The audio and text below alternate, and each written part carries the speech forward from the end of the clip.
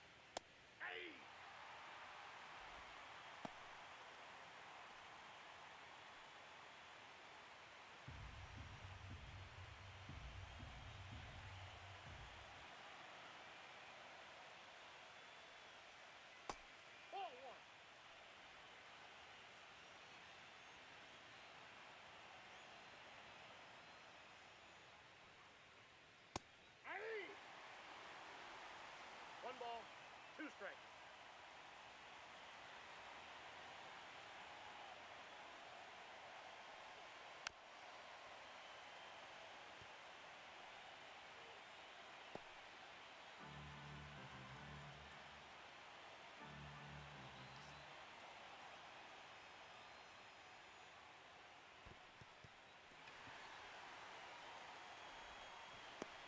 He's out.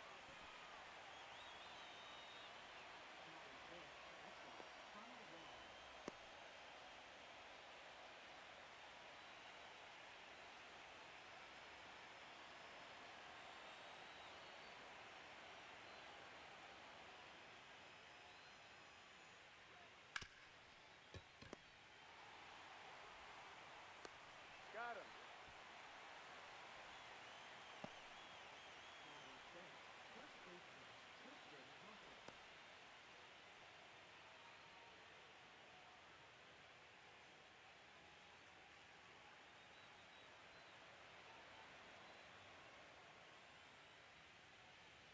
Nope.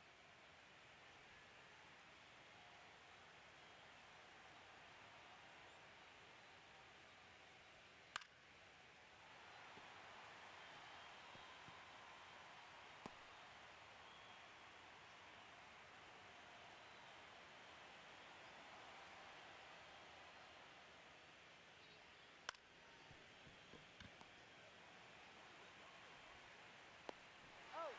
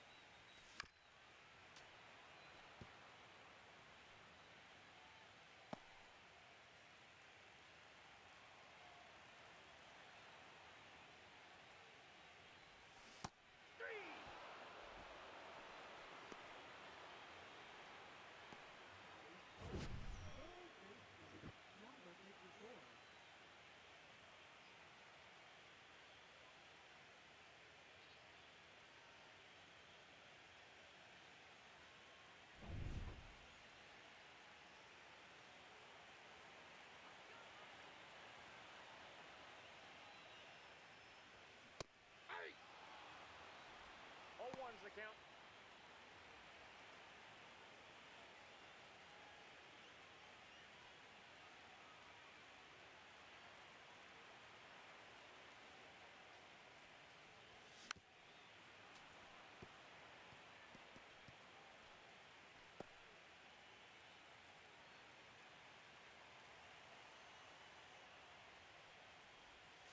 Ball, that's out.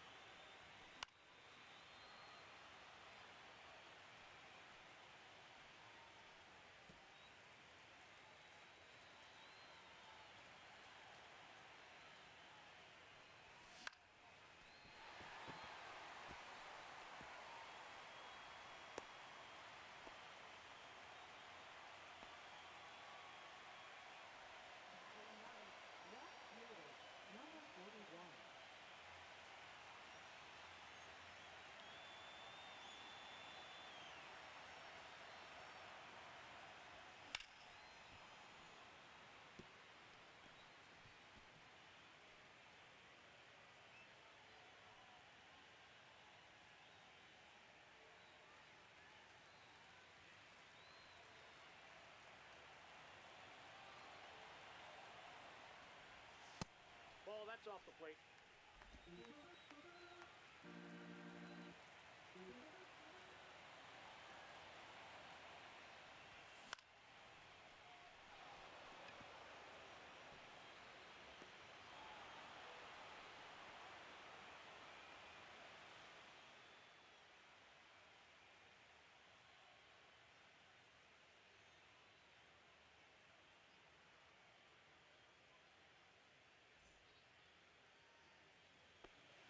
Leading off with a red sox, right fielder, Ilya Abreu.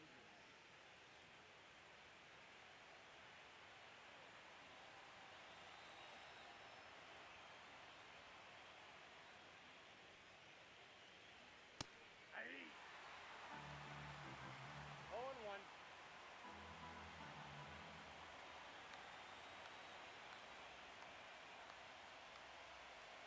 Hey.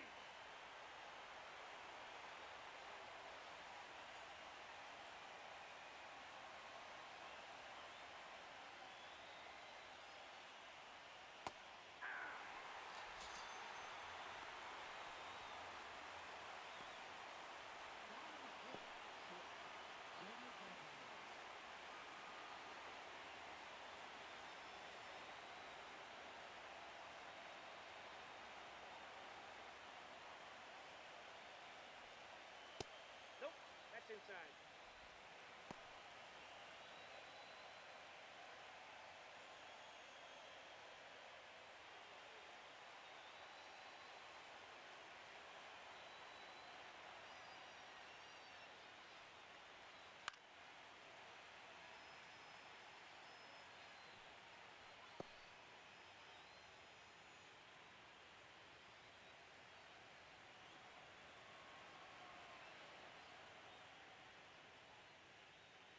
Nope, upstairs.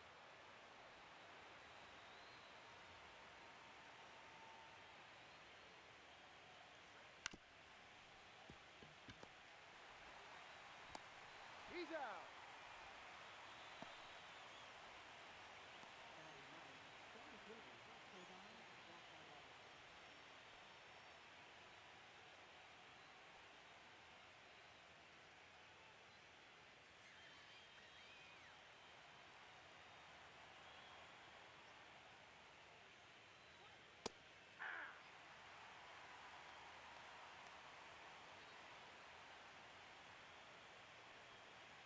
Ball inside.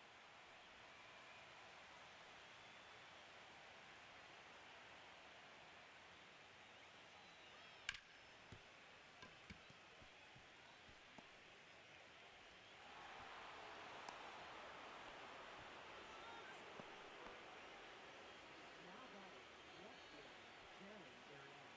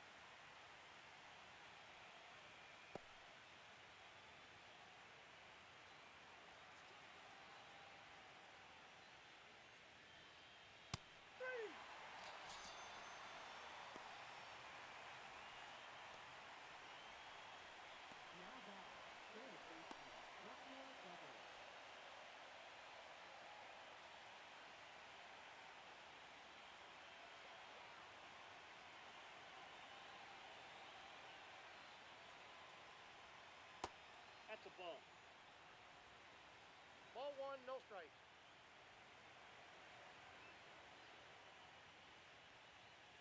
Yeah!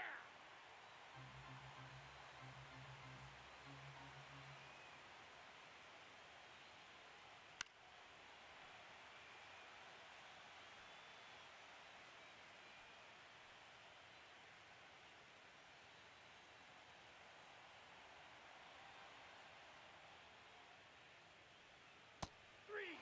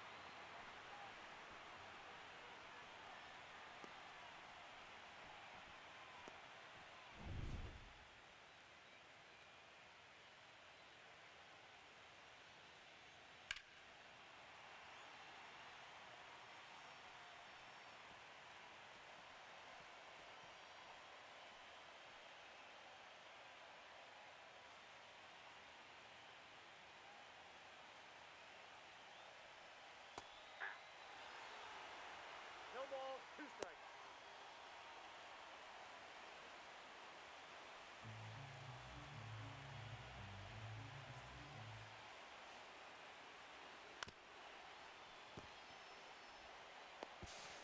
On the tag, teaser.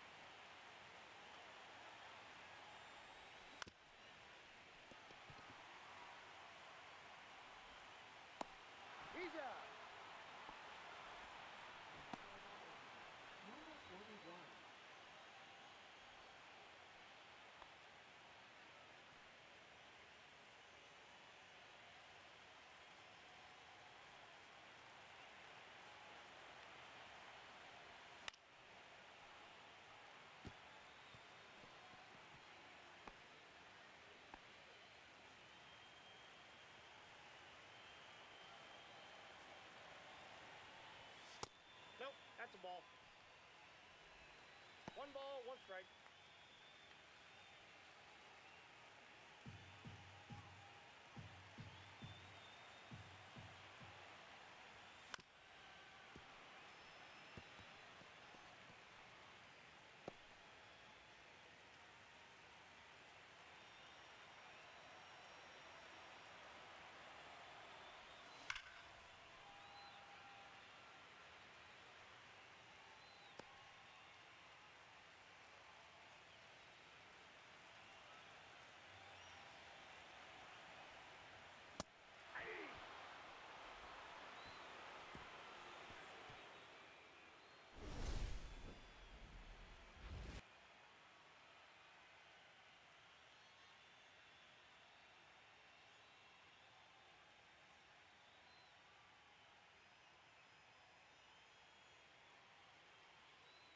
Now pitching. Michael Whitlock.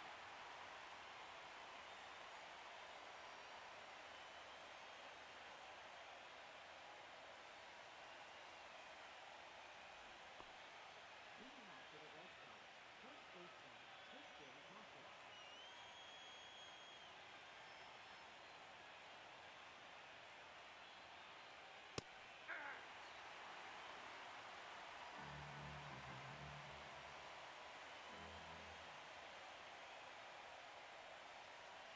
Ball.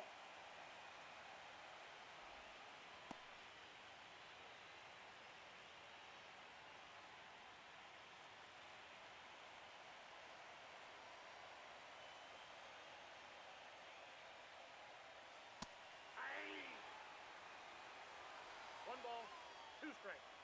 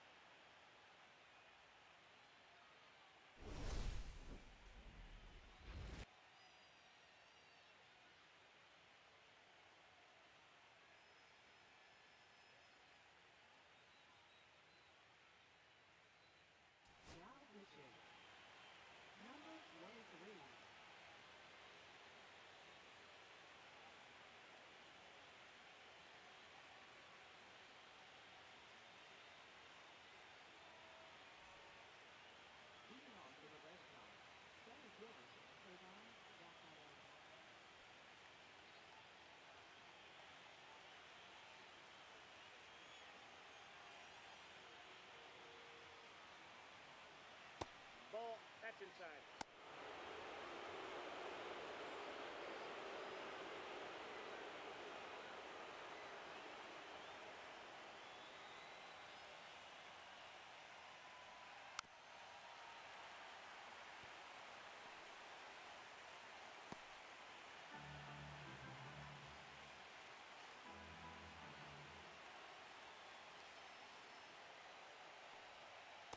Hey! 1 ball, 2 strikes.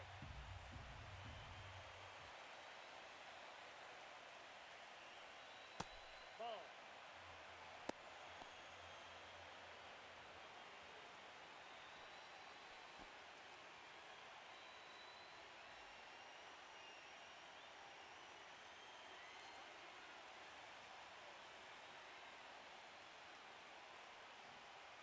Three!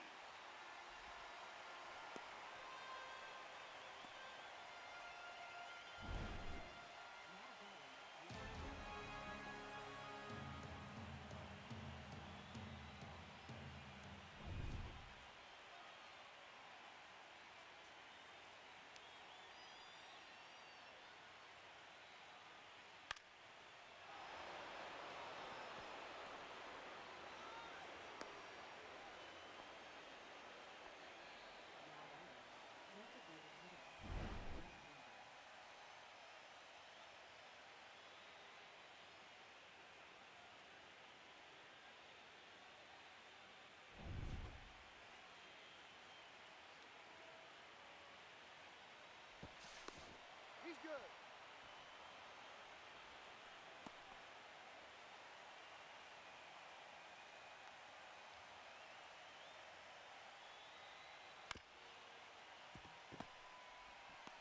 He's out.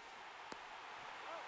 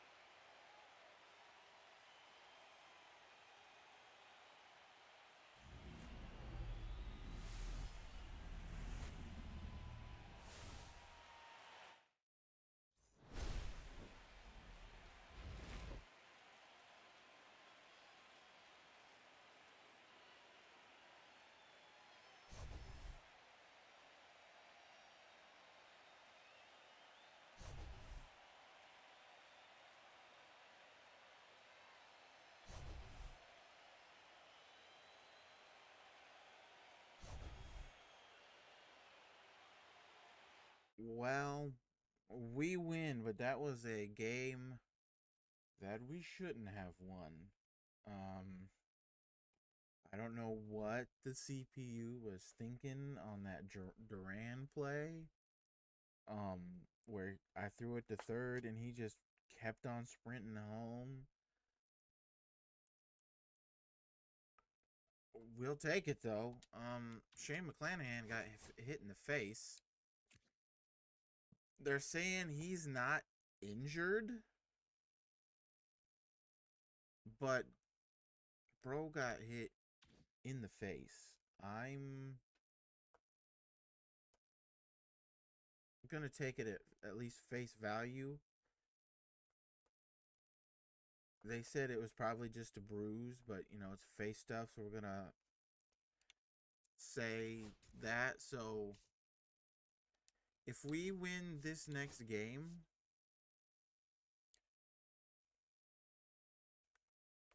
I'm going to limit myself and say, hey, even if it's just a really bad bruise, that's the face. You gotta let it rest up. So if we win and move on, I don't really have anybody to replace him on the roster, but I will self-inflict taking McClanahan out. Because there's no way bro got hit in the face with a 102 mile an hour fastball or a 102 mile an hour ball off the bat. I can't talk right now. That's because I'm hungry. I'm going to go eat after this. So he should be, unfortunately, out for at least a minimum of a week, which means then by default, if we make it, we would have to quote unquote take him off the roster for the CS. So if we move it on, I'm going to self-inflict that because ain't no way bro should be healthy right now. Ain't no way. He should be at the minimum bruised and maybe slightly concussed. So for the next week, if we move on next series, we won't have Shane McClanahan if we win this next game or lose but then win the final game. If we don't behold, if we move on, Shane's out. And in fact, I'm going to do that right now.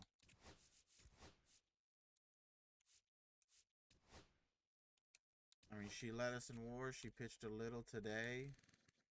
WAR's a pitcher. Regina going in that one spot. Shane McClanahan out. So, yeah. You know, Ryan Bragg came in, got the save. I was thinking Gratterall, but I don't know, I should have. Jaron Duran continues just to absolutely wreck us. But it's only really been him. So, that's a plus. But yeah, we are quote unquote losing Shane McClanahan. Because again, he got hit in the freaking face by a freaking 102 mile an hour ball. So yeah. It's gonna be some tough decisions moving forward. I mean, we got Carlos going. And Carly in the next 2 games, but Carly did lose game 1.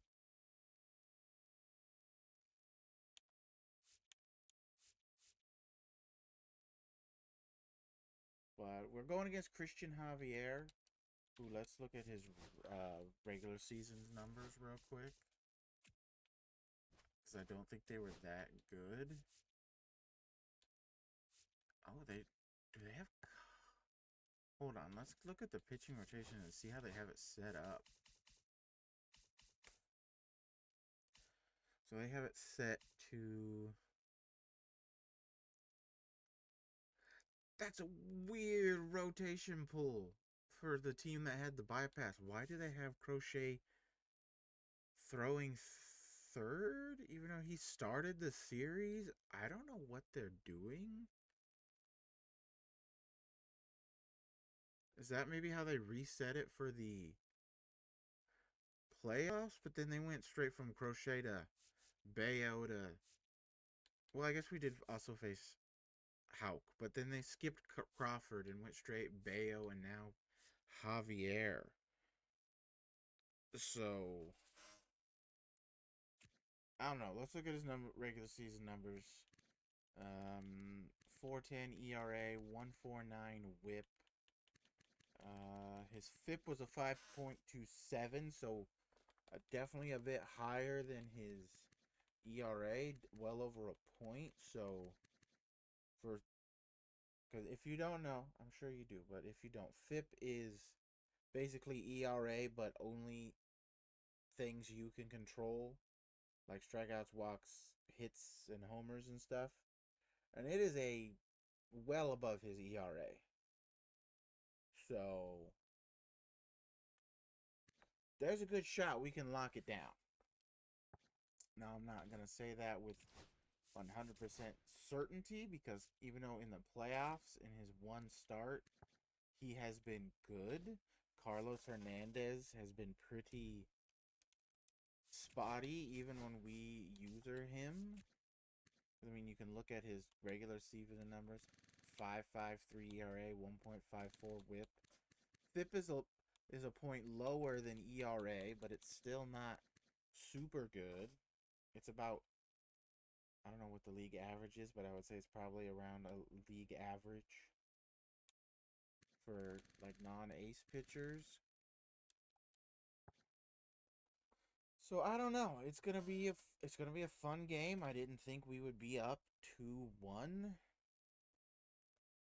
and honestly, again, I don't think we should be up 2-1. Those two base running mistakes, Rafaela and then the Duran one in the same inning, should not have happened. And I think, I was trying. Offense just couldn't get it done. I couldn't get the big hits. We should be down 2-1 right now, losing 2-1 in that game, I think. But hey, we'll take it. Minnesota has won. They swept the Yankees. They said, "Hey Yankees, you beat us in real life. We gonna beat you in game." And San Diego has moved on. What was it? Atlanta, I think, was down 2-0, and then they have stormed back to tie it. So Dodgers are out. That's a little victory for me in game. Yay. Go Padres. I don't like the Dodgers either. Don't like the Yankees, so go Minnesota. And Chicago, Atlanta has tied it. Has tied it up, and well, I don't know. It's gonna be good. Let's go. I think I can look at the. Can I not change?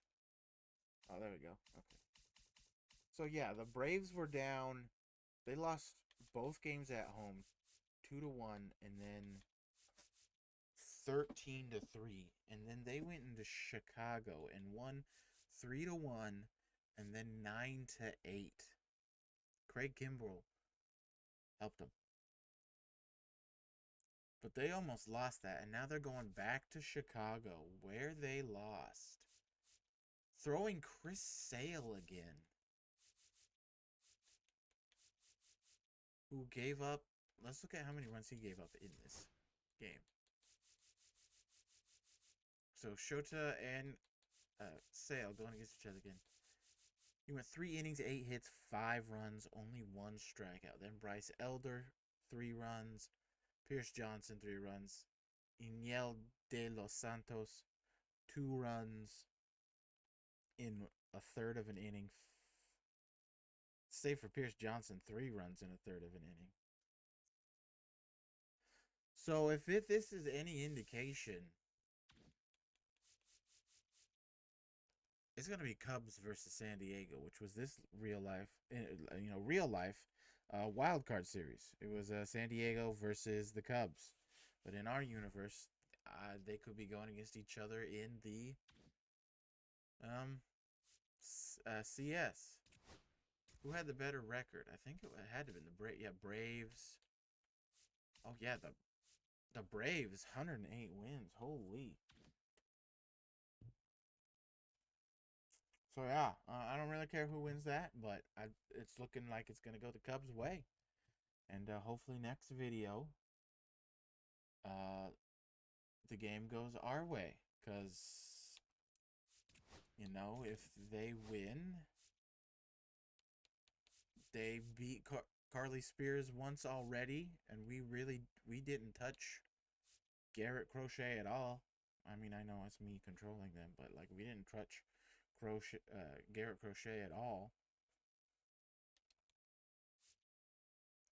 And yeah.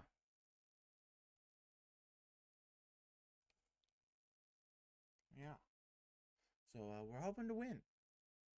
Anyways, thank you all for watching. Again, if you made it this far, leave a like, subscribe if you're new, share the video, leave some comments, and this comment, leave who you think in real life should win the MVP. I think it's Cal Raleigh. not Aaron Judge, which I know what you're saying, but you literally have been adamant, especially in the Baltimore video as announcer, adamant that Veronica Mars should win because she had the better numbers. Yes, but I also explained my reasons why. And the reasons I think Cal should win MVP and not Aaron Judge is because, one, Cal Raleigh, this is a historic year by a catcher, arguably the best catcher season ever, except for maybe I think by WAR. I think one of Johnny Bench's years slightly beats Cal Raleigh and some other stats, but not by much. But anyway, yeah, Cal made history. Hit 60 bombs as a catcher, switch hitting, playing almost every day. And plus, I know he's still gonna, I think he's still gonna have a good season, but he's not gonna do this again. Cal's not gonna do this again next year. This will be his only potential shot at an MVP when Aaron Judge, even though I think he's what 33, 32, 33 now, he's starting to, as they would say, get towards the end of his prime. I still think Judge has at least minimum two more years of MVP play, if not 3 or 4 more years where he can win it and put up MVP numbers. So this year goes to Cal. Aaron Judge will probably be right back up there next year winning it. And if not the year after that, like I just said, I think Aaron Judge minimum two more seasons of MVP caliber play. And that's the minimum. He could still do 3 or 4 more years because he's that freaking good of a hitter.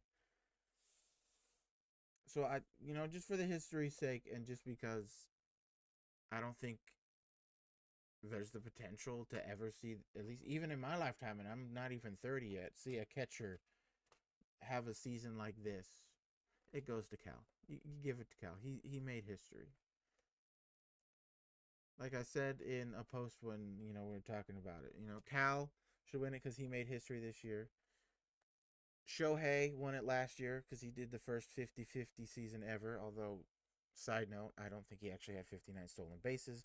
I think I can find 10 instances of where the ruling should have been called catcher's indifference, which doesn't count as a stolen base. But hey, he did it, made history, won the MVP. Ronald Acuna, his MVP. History, first ever 40-70 season. Could have been a 50-70 season. Could have been the first 50-50 plus another 20 steals. Made history. Aaron Judge's second MVP broke the record for most home runs in a single season by an AL player. History. The 4 of the last MVPs between the leagues have made history. Cal has made history this year. You give it to Cal. That's just my opinion. Yes, I know Judge is clearly far and away better. But Riley made history. Now, if Judge somehow, in terms of like OPS plus, I mean it's up there. But if he somehow say broke Barry Bonds' greatest year, which was what I think 2001 with the 73 home runs, if Judge altogether put a season with a better OPS plus than that, even if he doesn't hit 73 home runs, if that was this year, then I'd say yeah, it's clear and away Judge because that's ridiculous, and he still is ridiculous. But again, Cal has made history between the different leagues.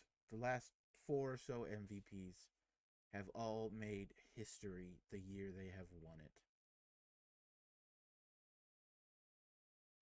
It kind of writes itself, okay? But that's just me. Anyways, thank you for watching. I'll see you next time. Bye-bye.